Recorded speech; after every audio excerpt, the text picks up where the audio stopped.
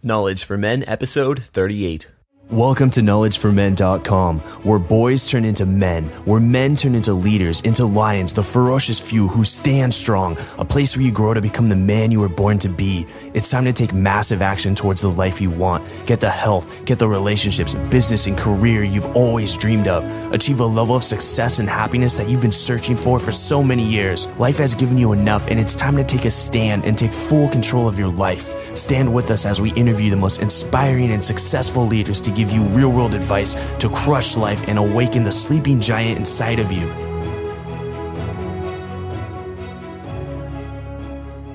Today's podcast is brought to you by Audible.com. Get a free audiobook download today at kfmbook.com. There's over 100,000 titles to choose from for your smartphone, tablet, or computer. It's a perfect way to listen to your favorite books in the car, in the gym, or at home. Check out kfmbook.com to start learning in your downtime. All right, guys, welcome to the show. I'm here with Omar Zenhom. He's an entrepreneur and educator. He's the founder of Business Republic, where through his blog and services, he and his team help others build businesses that can't be ignored. His latest endeavor is an alternative business education called the $100 MBA, a culmination of his years in business and education. Omar, I'm happy to have you on the show. Hey, it's nice to meet you, man. It's great, Andrew. All right, Omar, let's jump in with your favorite success quote and why. Oh, that's a great question. There's lots of quotes that really inspire me, but one of my favorites is Henry Ford's when he says, whether you believe so or not, you're right, you're correct. And basically, it's just all about your mindset. If you believe you could do something, then you probably can do it. You can find a way to make it happen. But if you don't believe in it, then it's not going to happen because you don't believe in it. And a lot of that has to do with wanting something, wanting it, and being hungry. I know that you've interviewed a lot of people, and I'm sure you've seen this commonality is that everybody who's successful, they just have hunger. You gotta have that. You can learn it, you can find out a way to figure it out, and you be resourceful, all that stuff. But if you're not hungry, you can just call it quits. Yeah, your beliefs are going to shape your actions, and your actions are going to shape, the type of results that you get. So whether you think you can or you can't, you're most certainly right. And now, Omar, let's now jump into your journey with how you got started with what you do. Go ahead. The mic is yours. I actually started out in education. I was an educator for over 12 years. I was a teacher trainer. In the last 5 years of my time in education, I was a middle manager. So I led a department at the university I was working at. So I did that for about 12 years. While I was doing that, I had a whole bunch of side hustles where I found fulfillment through my businesses on the side. So I had a lot of online businesses, e-commerce. I think my first business was an eBay store. And so I kind of learned the ropes in my first 2 years, dabbling and making mistakes when I can afford them because I had a job. And I really I kind of tinkered away on my businesses because it made me feel good. I was really good at my job as an educator. I was promoted several times. I was probably one of the youngest managers at the organization I worked for. And the reason why I mention that is because it's really hard for you to quit something you're good at. It is, because you're not sure if you're going to be good at anything else. So when I made the leap and decided to become a full-time entrepreneur, I was building Business Republic, which is what our base business is, businessrepublic.net. And I was building it the last 6 months. I resigned. I had 6 months left at my employer. And I was basically just frustrated. And a lot of people asked me, well, how did you take that leap? I just reached a point where I felt like anything could be better than living a life where I just don't feel like I want to continue. I don't see myself doing this for the rest of my life. So talking about quotes, one of my favorite is Jim Rohn says, your best day of your life is when you say, I've had it. Because things happen out of desperation or inspiration. And most times it's out of desperation where you feel like, I got to make a change. And a lot of people don't get to that point, and therefore they don't really make any changes. So I took the leap and I decided I'm going to be a full-time entrepreneur. I've had a good track record. I was successful with some online businesses in the past when I was doing it on the side. And I started Business Republic. And Business Republic is basically a business that helps other businesses build businesses that can't be ignored. It's the biggest fear where people start a business and it's like, I don't want to build this big thing and put in my heart and soul in it, and then no one even pays attention to me. They want to be recognized. They want to obviously be profitable. So we do this through many different things. We do this through our blog, through insights, through advice, through video posts. And we actually got started through our services where we do web work, we do web design, we do logo work, we do video marketing. We actually deal with small businesses where they tell their stories through video. So I kind of took a jump into being a full-time entrepreneur through some side experience. But it's funny because the more I step away from it, I realize that a lot of my experience in education has helped me because it taught me, one, to be a professional, and two, it taught me how to explain things and deal with clients and also just teach in general, because at the end of the day, online, we're all teaching people what we do. And what you do at Business Republic is really helping so many people get their story, their message out there. Yet I want to dive a little deeper into the why of why you left education. What was frustrating you so much about it that led you to make that leap? Okay, let's go there. Really, it's just, I was angry. I was angry because I'm really a hard worker. I'm happiest when I'm working. And I worked really hard at where I was working, and I built a lot of great things at the university I was working at. And I felt like I can't take that with me. Yeah, I have a resume, I have a CV, I have whatever, but I'm building things for other people. I'm building things to make something else more successful. I felt like I wasn't investing in myself. And I felt like if I put in half the effort I was putting in my day job into something I was doing, I would be able to build something that I would be proud of and would impact a lot of people. And I can point to and say, I created that, and everything I do from that point forward. It's funny, my fiance and I, we work together at Business Republic, and then sometimes we go watch a movie, but in some ways watching a movie is an investment because we look at movies in a different way. How did the director take that shot, the cinematography, the lighting, all that stuff, and we incorporate some of the things that we learned through enjoying a movie in our client work. So it's a different mentality. I just got really frustrated at just building something for somebody else, and I wanted to build something for myself. I wanted to be independent. I wanted to be able to create more. It's funny because when I made that transition, one of my biggest challenges was being creative again. Because when you're in the corporate setting, when you're in an organization, creativity at times is confiscated. You're not allowed to be creative because you have guidelines, you have things you have to abide by, and you have certain ways you have to do things. There's so much red tape that you're just conditioned to not be creative. So I had to retrain myself to be creative again and to just think of interesting ways to do things instead of just, oh, that's not going to fly because that's not professional enough, when really it's just I was conditioned to think that way. So it was about creating something larger than yourself, something that mattered to you, versus doing work that you'd never see again or that isn't fully yours. Yeah. And I think a lot of guys are in that process, like you mentioned, of making that leap into entrepreneurship. Yeah. And how did you train yourself to be more creative and switch from that employee mindset to the entrepreneur mindset or mentality?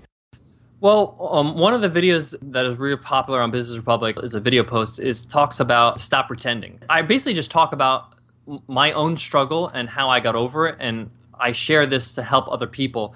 And when I say stop pretending, is that often when we start our own business, we think we have to be this professional that's in our head, and we compare ourselves to the Apples and the IBMs and the whatever, and say, oh, I gotta be this professional person and this, guru or whatever, so people can pay attention to me. I'm a nobody, right? So what happens is that we speak in this voice that is not us, is not authentic, and people see right through that. So what I say is the best way to be creative is just to be yourself and to allow yourself to come up with the best ideas, to allow yourself to just be yourself, and speak in your own voice. And I always say that no one can compete with you. Everybody asks for branding advice. How can I be a great brand like this? Well, if you're just yourself, no one can compete with yourself. There's only one of you. So that would be my advice to people. Don't be preoccupied with the way you appear to other people so much. Just be yourself. Let your voice be heard. And a lot of people are going to resonate with it because you're a real person. Just think about it. You have friends that you've met that have liked you as a personality. They've liked you for who you are. So you want to do the same thing on a greater scale with your audience, with your business. I like that. I like that a lot. Just be yourself, and there's no one else to be but yourself. It's like an Oscar Wilde quote. Yeah, because you're never going to be them. You're never going to be a Tony Robbins. You're never going to be an Oprah Winfrey. You're never going to be whatever, a Gary Vaynerchuk. You have to focus on being you. And if you look at somebody like Gary Vaynerchuk, he's not trying to be somebody else. He's just being Gary. Love him or hate him, he is somebody that people love. Respect. And when I say love, they really find him intriguing because he's just himself. And that's exactly how I think Gary grew his brand on Wine Library TV, was just being his wild, obnoxious self. And people didn't like him, and there were a lot that did like him, and those that liked him really resonated with him because he was being himself. All right, let's now focus our attention on Business Republic. If you could share with the audience a little bit more about what it is and some of the success that you've had with that. We basically started Business Republic about 2.5 years ago. Business Republic, really, we just try to help people tell their story, like you said, in a creative way, in a natural way. Success stories I could think of is Zaim Haidari. He started an independent financial firm in New York City, obviously a flooded market, right? And he did it at the worst time. He did it during the financial crash. He worked for a big, I think it was JP Morgan. He worked for a big organization and decided to go rogue and decided just, I'm going to do my own thing. And he wanted to differentiate himself. He wanted to be able to compete with other financial firms in New York in a unique way. So he approached us and he said, I really want to do a great video that talks about who I am and why I'm different. And we actually sat down and talked about his story. We tried to get this, and we basically nailed what makes him different, what makes him special, and what makes him unique. And it's basically, he's small, so therefore he can give you personal care and personal advice. He's an entrepreneur himself. He's self-employed, meaning that he has an independent financial firm. So therefore, a lot of his clients are entrepreneurs. So he understands how important their investments are, how hard they work for their money. So he can relate to them. So we basically wanted to tell a story that here where you're coming from. We told the story about him making the leap and becoming an independent financial firm, making that leap and becoming independent and starting his own business, and how what he does is personal, it's one-on-one.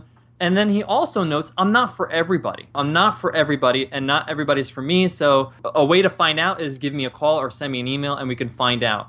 And it just shows that, listen, I'm not looking for every single person with a pulse. I'm looking for people that are right for me, and I'm right for you. So he really enjoyed it. It was a great exercise. He had a lot of fun during the shoot, but he basically hired us to put the video up, and he basically conquers YouTube now on that keyword, New York financial firm, NYC financial firm, or investment in finance. He's got like 10 keywords that he is basically number 1, 2, or 3 on YouTube now. And the first month he had over 250,000 hits. And the funny thing is that he had a bit of an insight. We told him, listen, you need to make sure that this is a bit unique. It's not like what's out there, because not a lot of financial firms are on YouTube. And if they are, there's like a handful of them that are very, I don't know if you watch Breaking Bad, but it's like Better Call Saul, It's very like TV commercial, like, are you worried about your financial situation? Then you better call us, like that kind of thing. So it was very cheesy, very unoriginal, not intimate at all, not personal. So we took all that into account. We built a great video marketing plan for him, and then we just went out and we basically crushed it on YouTube. And he's had a lot of great success because of that video alone.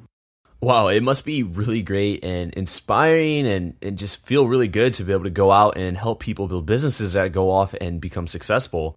Yeah, it's been great. I love that story because a lot of people, when they think of business or starting a business, they feel like they got to change the whole world. You don't need to change the whole world. You need to change somebody's world. And this guy, Zain, he's just like you and I. He's got a business. He's just trying to get started. You want to get noticed. You don't want to be ignored. And you have enough of these small little stories and you can get some traction. And yeah, I'm not going to change the whole world, but I want to change somebody's life in the way I can. I like that. You don't have to, when you're first starting out a business, become, Gandhi or Steve Jobs or Nelson Mandela and try and go on and change the world. Yeah. Just think about changing one life, or think about changing the lives around you, and that's a success. And maybe who knows what can happen in the future. Maybe you can scale it and go on and do that, but just start small and then go from there. And it sounds like you've had some success, Omar, and I know it hasn't always been like this. You've gone through your fair share of trials and tribulations, I'm sure.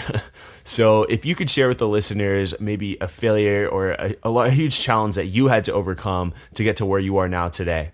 Okay, when I was working as an educator, I had a lot of businesses on the side. I built some online businesses that didn't do so well in the beginning. And a lot of it had to do with just me. My attitude was, I just want to create. I'm addicted to creating things and putting it out there in the world. And sometimes I'll do it and it'll be not that great. And I'll miss some things that I should have done, or I don't market it properly. One of my first businesses was an eBay store where I resold rare sneakers like Air Jordans and things like that, where I would source them and then I would sell them. And I just thought it was a good idea because I played basketball when I was younger. I still kind of do it as a hobby. And I just did that as a practice. And I just wanted to see, can I make money on this internet thing? This is back in like late 90s, early 2000. And I made some money, but I didn't realize how I made so many mistakes and I lost some money because I didn't know about all the logistics about shipping and things not getting there and returns. I quickly found out that dealing with physical products is not an easy thing. So I had to close that down because there's just too much headache. I didn't have the manpower. I was just by myself. I couldn't, really hire anybody. I wasn't making enough money to hire anybody. So that was kind of a failure, but it was sort of a way for me to learn and a lot of way for me to understand, like, how does this transaction online happen? And it also made me understand that you don't just build a business because it's a good business idea. In the $100 MBA, we get a lot of students that on the forum, they talk about their business ideas. They say, I have this great idea where I'm going to work with this and that and whatever.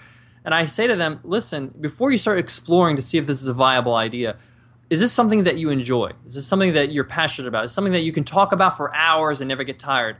Because if it's not, you're not going to make it, in my opinion, because it's going to be a lot of hard work. There's going to be a lot of bumps in the road. And if it's not enjoyable, then you're just going to say, forget this. And it's very easy to do that when you don't enjoy it. So I learned quickly in that failure that I don't really enjoy that. I mean, it's great, sneakers, blah, blah, blah, but it's not my passion. It's not something that I live and breathe. And I quickly learned through a few failures that, you need to really focus on something that you're really interested in. You have to be great at it. You can become great at it, but you have to be really interested in it and go ahead and start building a business around it. And if we were to look at Steve Jobs, like I mentioned, and Richard Branson, it's you can go on YouTube right now and just Google some of their speeches, and in almost every one, there's going to be talking about some sort of passion. You got to find a business that you're passionate about because, like you just said, it is really tough, and there will be a lot of bricks in the road that are going to come your way that you have no control over. And if you really like what you do, then you're going to be able to persevere through those challenges because you really enjoy what you do. But any sane person would really just quit because it's just not worth it. It's not worth it to you. So finding something that you're really passionate about will give you that one leg up, and it could be your competitive edge. And I did read that you attempted to get an MBA and you had some, let's just say, interesting learning points. Go ahead and share with the audience what those were.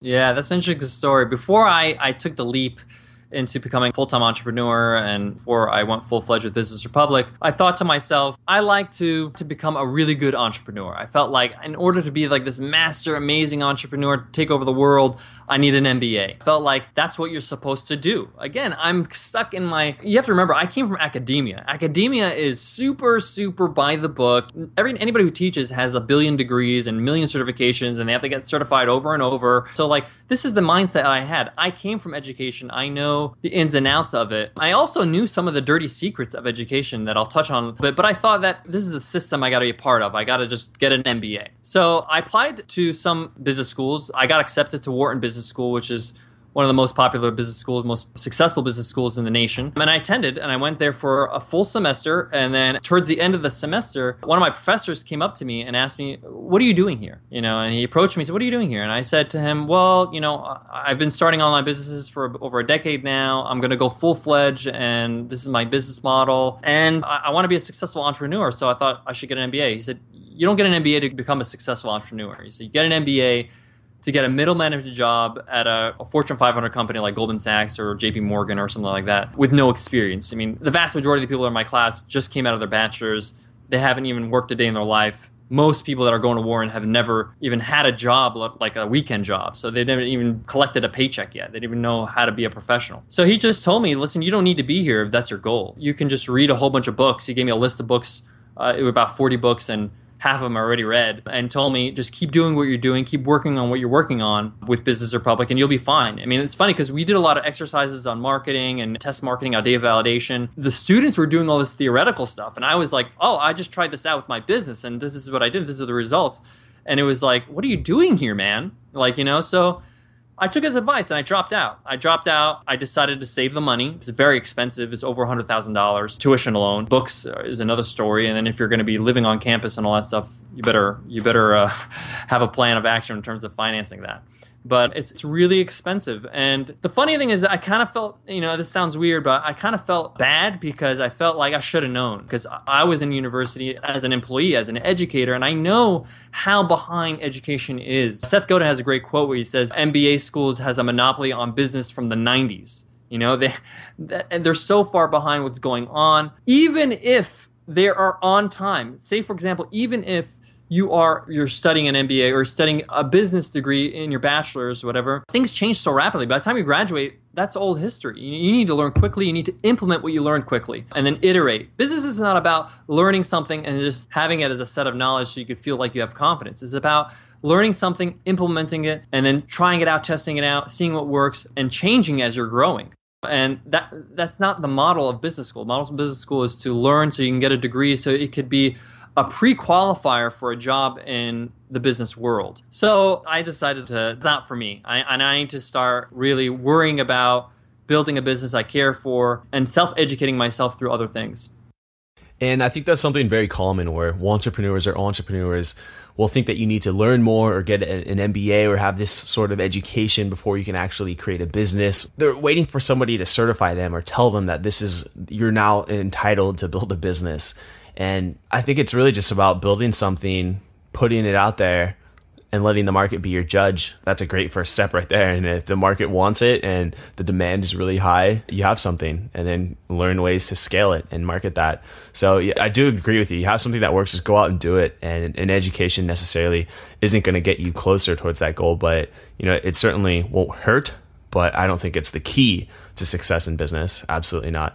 So I have read a few articles about you and some of the lessons that you've learned as faculty in education. And it was really compelling information to me. So I would be really happy if you could bring that out to the listeners.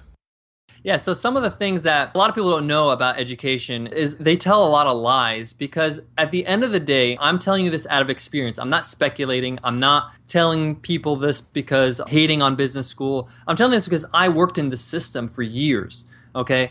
And a lot of people don't understand that. And at the end of the day, higher education, especially in the US, is a business. A passing student is a paying student. They need money to keep going. And the reason why they are so successful is because we, as the masses of people, have agreed that this is the only way I can learn. This is the only way I can achieve anything in life is I have to go and pay thousands upon thousands of dollars to this institution because they say that's how much I'm supposed to pay, so I can get a piece of paper and then go and be successful. But what people don't understand is that, this is just one statistic, one thing. A lot of schools, they have a failing rate tolerance where they will not fail people over 8 to 10% because it's just bad business. They can't have thousands and thousands of students failing and they're not making money.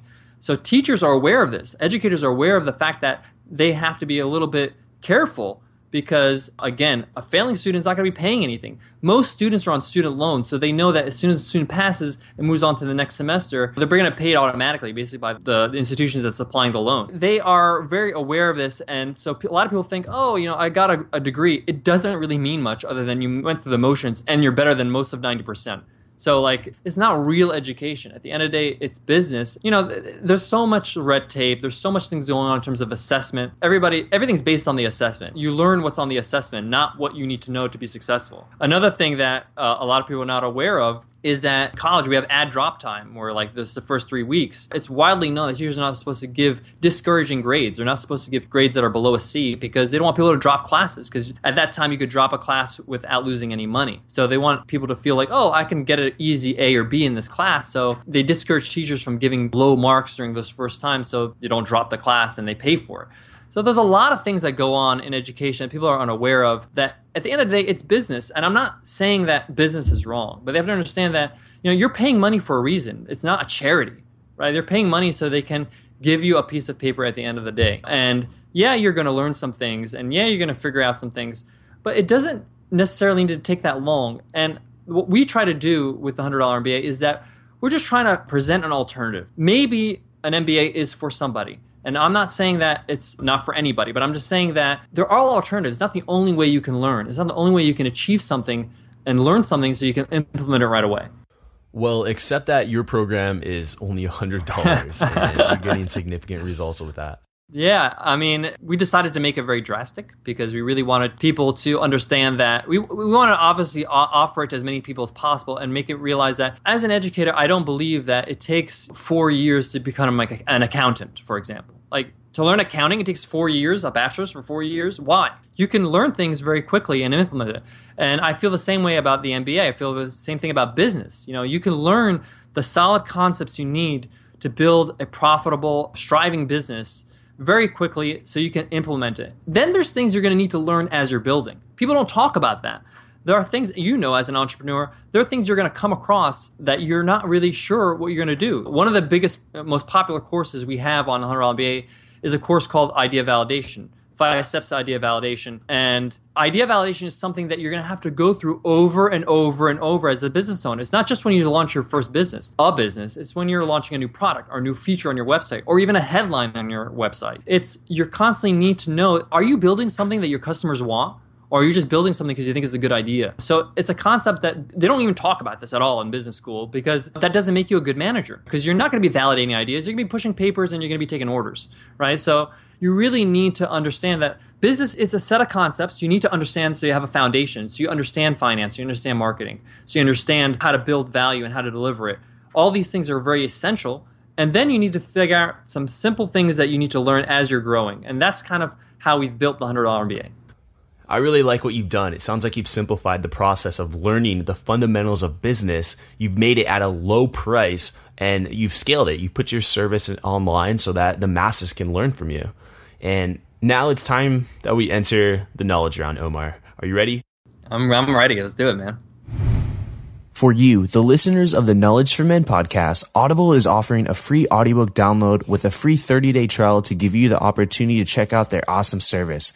And you know what? Something I've noticed after interviewing hundreds of successful people is that they all read a ton of books. If you want to be successful, you've got to educate yourself every day. I don't always have time to sit down and read a book, so I personally recommend listening to audiobooks in your car, in the gym, or on the go. You can pick up for free any one of my favorite best-selling books like Think and Grow Rich by Napoleon Hill, How to Get Rich by Felix Dennis, Rich Dad Poor Dad by Robert Kiyosaki, The Education of Millionaires by Michael Ellisberg, The Millionaire Fastlane by MJ DeMarco, or any other audiobook you want. Audible has over 100,000 titles. To download your free audiobook today, go to kfmbook.com. Again, that's kfmbook.com for your free audiobook today. Start learning, growing, and becoming the man you want to become now. Welcome to the Knowledge Round, where the guests will be asked rapid-fire questions to give the audience invaluable pieces of wisdom to help transform their lives. Starting in 3, 2, 1, showtime. All right, Omar, how would you explain Business Republic to a newcomer, someone who's just landed on your site? I'd probably just say to them, having a new business or having a business is difficult. You don't want to be ignored, and it's really hard for you to kind of convey your message in a very concise and clear way, and we're here to help you out with that. We have a lot of great things you can consume for free, and we'd love to have you around. We don't claim to be the best in the business, the experts, but we've been around the block for a little bit. We're a little ahead of the game when it comes to somebody who's just starting, and we just share basically what we learn along the way. And Omar, what was really holding you back from making that leap into entrepreneurship? I'd probably say I wasn't sure if I could do it enough to cover my expenses. I think I was a little bit worried if taking that leap financially is if I'm able to produce the income and be able to cover my costs. But the funny thing is that if you're motivated properly, you could do it. And often a lot of people feel like, oh, I don't know when to do it. I had an approach where I just said, when you have no other choice other than succeed, sometimes I don't want to say sometimes, but I really feel like a lot of times it does happen.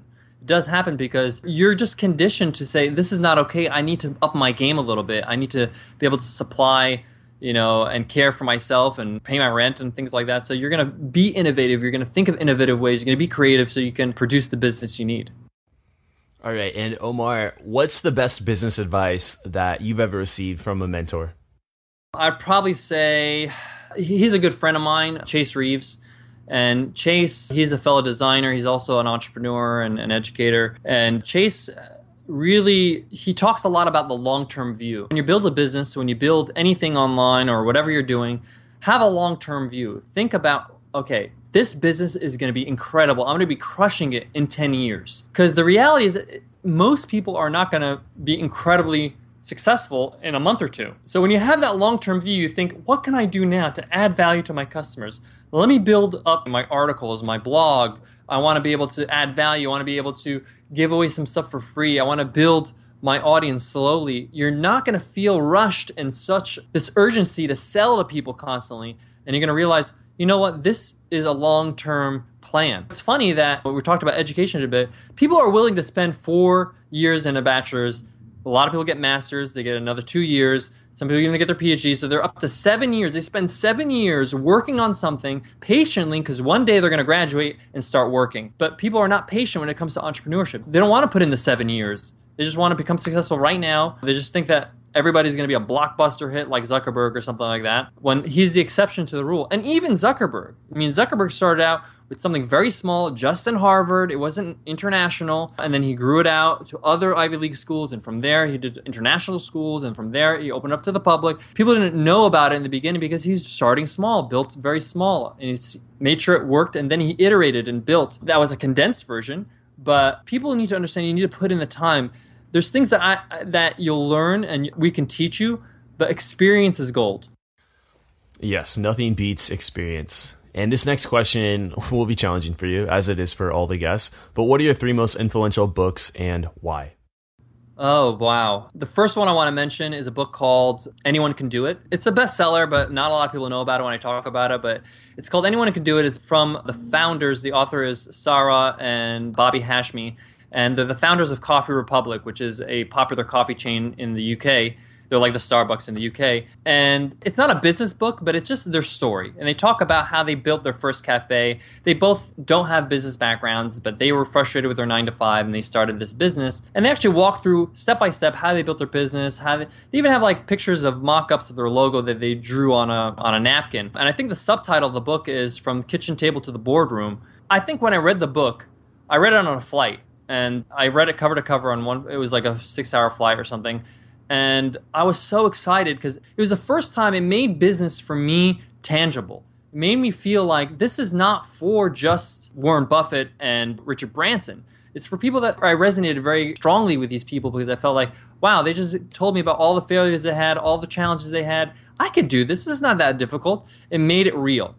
So that's the first book I recommend. The second book I would say is The War of Art by Steven Pressfield. It's very, very powerful. It talks about the idea of resistance. He talks about resistance, which is basically everything that's stopping you from creating what you need to create, be your business, your art, your writing, whatever you're doing, whatever you got to get your ass in gear to do. Steven Pressfield talks about this and talks about ways to take it seriously. This is a real thing, and ways to combat it and get things done. And to get over these mental challenges, I highly recommend it, War of Art, Steven Pressfield. Third one, I'd probably say, it's a split between Seth Godin's Purple Cow and Seth Godin's Tribes. Tribes is great because it talks about people's belief systems and how everybody believes in something, and you just basically have to realize that and make sure that you're tapping into people that have the same beliefs as you. And I say beliefs, we're not talking about religion or faith, but we're talking about we all believe in something. You believe in success and entrepreneurship and that you can do this. There's a lot of people that don't believe that. There's a lot of people out there that think that that's not for me and that's for special people. So you got to tap into those people with the right beliefs and make that your tribe and cultivate a community around it. Seth Godin's brilliant. His books are great. So my third one would be any book from Seth Godin. Yeah, Steven Pressfield's books are really, really good. He has a follow-up to The War of Art. It's called Turning Pro. Check that one out. And all of Seth Godin's books, Tribes and Purple Cow, are phenomenal books. Yeah. Heads up, guys, you can pick up any one of these books if you check out kfmbook.com. You can get a free audiobook right now. And Omar, what would you say are 2 or 3 life skills that you would recommend for someone to succeed in business? You have to get used to just being yourself and not being afraid of interacting with people. A lot of people feel shy. They feel like, I don't want to talk to people. The bottom line is, if you are going to be in business, you're going to have to build relationships with people in your market, with your customers, with your suppliers, with whatever. You're going to have to be somebody that builds relationships. You don't have to be this like incredible, gregarious, amazing person that's so boisterous and, everybody loves. But you have to be able to have some level of, I know how to communicate with people. Communication is something that's very key. And I probably would say that's my second one as well. Like, you have to be able to communicate, be able to build connections with people, but you also need to communicate in general. A lot of people have a hard time communicating, and this is one of the biggest challenges that a lot of our clients and students have, is they don't know how to communicate what they do to their audience. So a lot of people that have new businesses, you go to their website and you're like, what is this about? Why should I opt in? What am I getting? Like, it's very vague. It may seem clear to the person who built it because they know their business very well, but they haven't explained it properly. And I would say the third thing is you need to understand that when it comes to business, there's a lot of things you have to be aware of. A lot of people are worried about marketing. They're worried about, like, I would say building a really quality product is important. It's very important. But if you can't convey to somebody what you're all about in a way that gets their attention, then you're really going to have a hard time. Critique their website. And I say, okay, going to point 2, I don't know what you're all about. It's very vague. Get very clear about what you're about in a couple of lines. 1 line, 2 line. But the first thing you need to do, what I would say, is to get somebody's attention, right? Why should they care? A lot of people, they just want to bombard them with their headline, with what they do. Like, get coupons on the latest thing, whatever the product is. Or like, learn how to market with Facebook ads with this great product, right? Instead of talking about the pain people are expressing or what you can solve, get their attention with that. And that's not an easy task. With the $100 MBA, we worked on our headlines over and over and over and over. And basically what I want to say to people is that it's a conversation you're having with your audience. And you don't want to hit people with all the spam from the first line. You want to hit them with something that's going to get their attention that they connect with. The current headline we have on $100 MBA right now is, your business is worth building. And that doesn't talk about what I do. Doesn't talk about the lessons and how many videos we have in the community forum and you can ask questions. It doesn't talk about the features, but it talks about a pain that somebody's having, and it gets their attention where it says, yeah, I've been wanting to build this thing for some time. It is worth doing. I got to do this. I want to tap into that feeling. So I hit them with that first, get their attention. I talk about help you make it happen. That's what we do. And then later on down on the page, I say, this is how we're going to do it. Through the instruction, through community forum, through this thing. But a lot of people they're so eager to say, I'm going to give you all this value, and they just forget to get people's attention, get them interested. All right, communication. And Omar, I have a scenario here for you. Imagine you woke up and you were 20 years old and you had a moment, 60 seconds to talk to your former self. What would you tell him? Wow. Oh, my 20-year-old self. I'd probably tell him, first, you're not that great. Because when you're 20, you think you're so wonderful that you don't even listen to anybody. You think your opinion is the best thing in the world. I would tell him to listen more than you talk, because that's how you figure out whatever you do. That's how you become successful, is that you listen to people. You find out, what are people doing? What are they having problems with? What are their pains? And then you can make something to help them. I would say to listen. I would say to be patient. I'd probably tell my 20-year-old self that, I would tell them to start building, start working, start writing. I started writing really late in the game. I've written some really good articles in the last few years, but I feel like if I started earlier, I would have had I'd feel more comfortable with it, later on. So I would say start writing. I would say listen, be patient. That's pretty much it. But I don't think that person would have listened to me. You're just like, shut up, you old geezer. He would have just kept walking. Would you tell him what not to do? Don't do this. Good question. What not to do? I would say I don't know. When you're 20, you're very influential. You don't question things so much. I would say not to believe everything you hear, is to question things. See if it's right for you. Not everything is truth with a capital T. Not everything is, some things are tried and true, and they're basic things we all can agree on, like this is good and this is bad. But there are many things that are good for some people, but not good for you. Maybe you're a good presenter, but maybe you're not so great at something else. So just focus on your strengths. I wouldn't worry so much about your weaknesses. When you're younger, you're like, oh, I'm not so good at this. I should be better at that. When you get into the corporate world and you start getting a job, part of your evaluation is working on your weaknesses and what kind of professional development have you done to prove your weaknesses. I would say don't worry about your weaknesses so much. Know your strengths. Become a master at those. All right. And going deep, Omar, if you had to write your obituary today, what would it say? If I had to write my obituary, I would hope to say that I was somebody that helped people as much as I could, that I loved the people that I've connected with, and that I was a loving person and a caring person. And I just hope that when it's all said and done, I've done something to influence the world.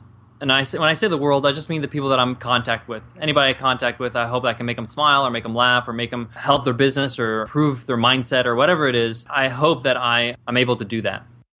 And I think you're already doing that. So now we're coming to a close. What is your philosophy on life?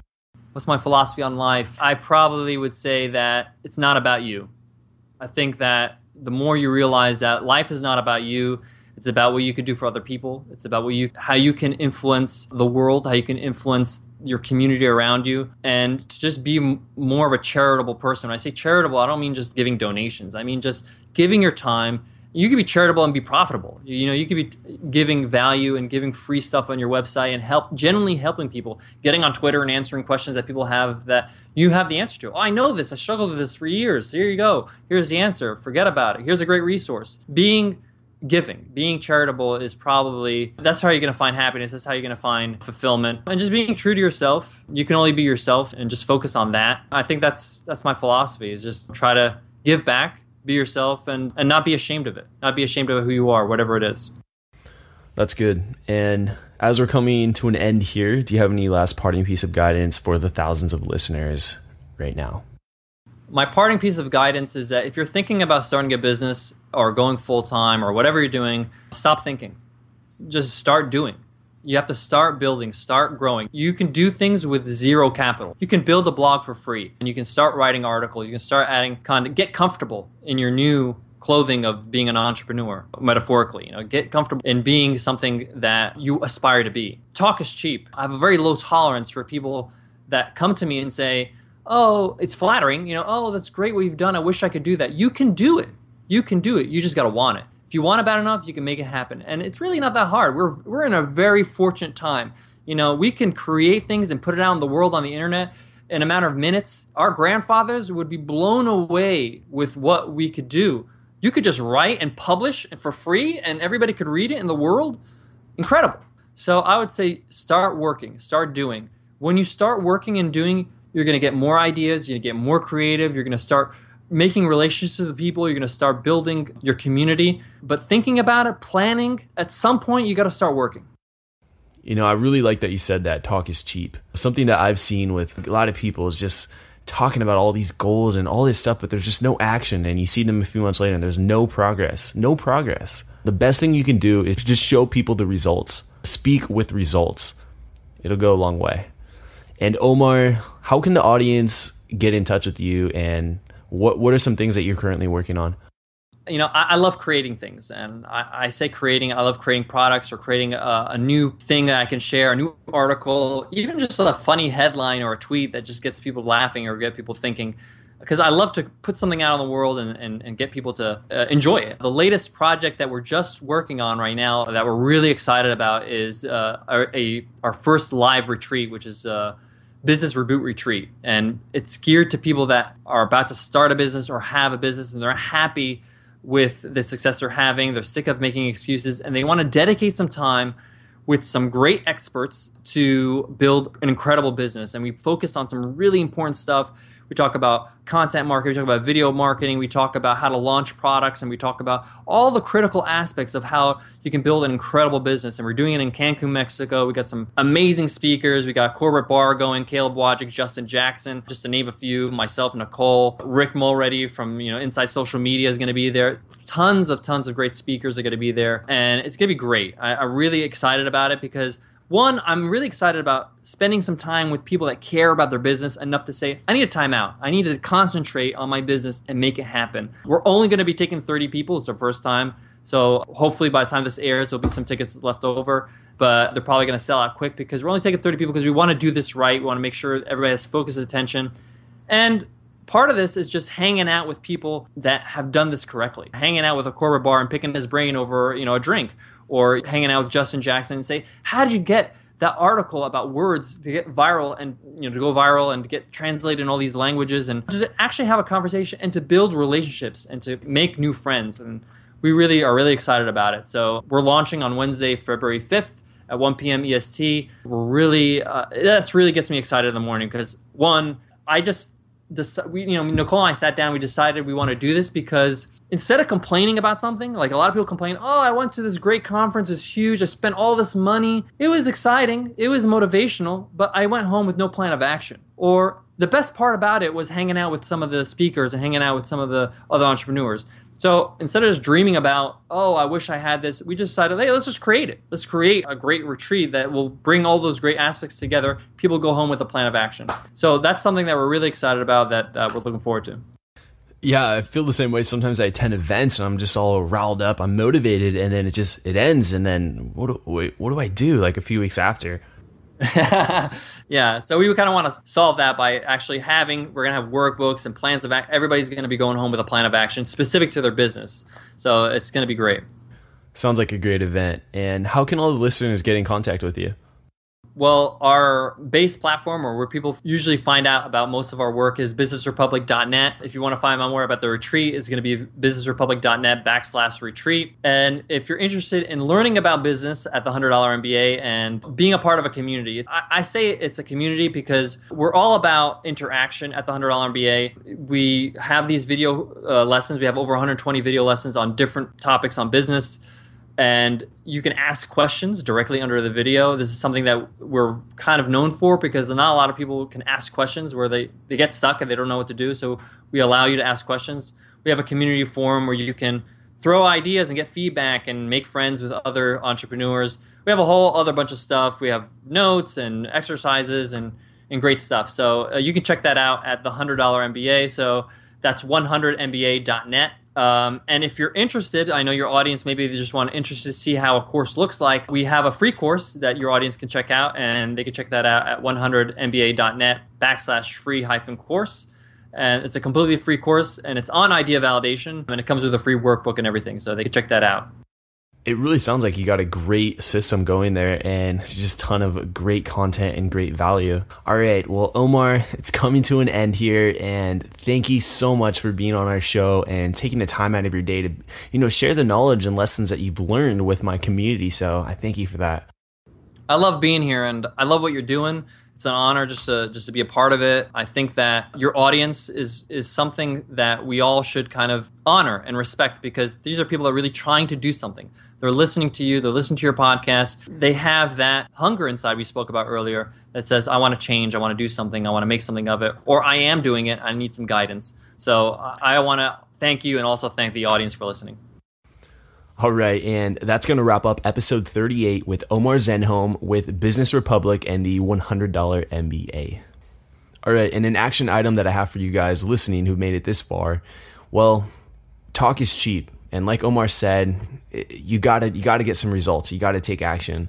So what is it that you've been talking about, that you've been sharing with your friends, maybe your family or your peers, and you haven't done it? Maybe you've written down, you've taken a bunch of notes, or you have a plan on doing something, but you haven't done it yet.